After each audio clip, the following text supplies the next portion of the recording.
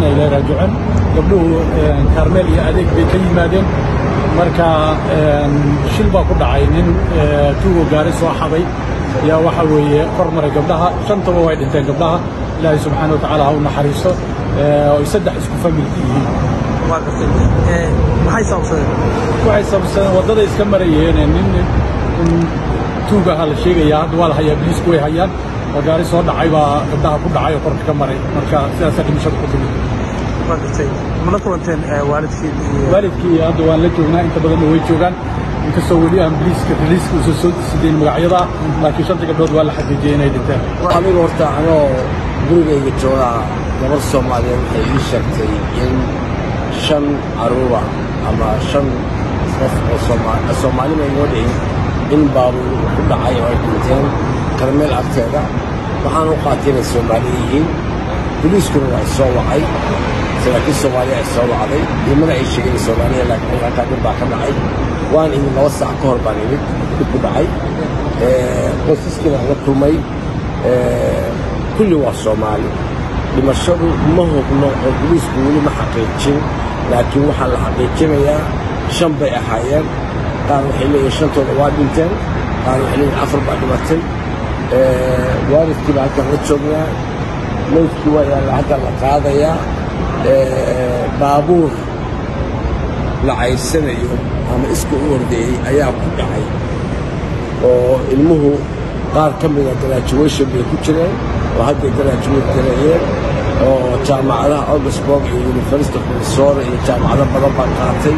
gabdho fiican oo wanaagsan oo qoysaskooda yaqaano sharaf leh ahaayeen moolka way ka yimaadeen moolka Soomaalida kalmeelka ka yimaadeen xilliga graduation-ka lagu jiraa oo kala jibinta ama jaamacadaha ama iskuulaadka kulli waalid baan nahay waalidku cidna waa soo naqaanaa daxaluhu waa nahayaa ma naqaan waxa dhacaya habeen kasta marka accident baa dhacay gabdhahaasoo jaamacadooda dhamaystay oo jaamacadahooda hadda gelaya ama qaar ay yihiin kalaaska labaad jaamacadda qaarna hadda ay ku raajin high school jaamacada gelayaan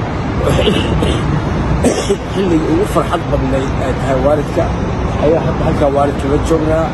wallaahi xanuunka caawa ka dhacay Minneapolis 30 sano ayaana community u shaqeynaya ku dhawaad weligay ma arag xanuunka noocaas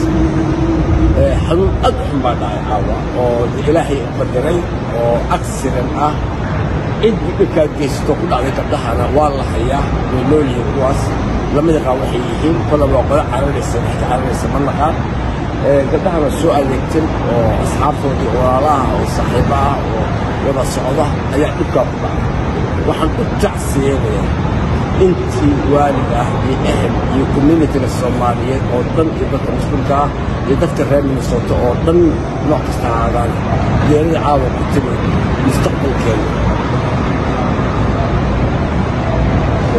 caawa xabiib iyo waxaan loo sheegay macalin aad iyo aad ayaan ugu xumahay hooyooyinkii ayaan aaminsan laanahay gabdhihii la dhashay baa jooga wiilashii la dhashay baa jooga habaryahood baa jooga eedooyinkood baa jooga communitygii iyo culammadii hadda la hadlaysay anaa wacay tawakal ilaa 10 qof culamaa waa wacay xilli dambe ay ahayd sheekhanaan xalay ilaahay khayr ha qabto ilaahay khayr ha qabto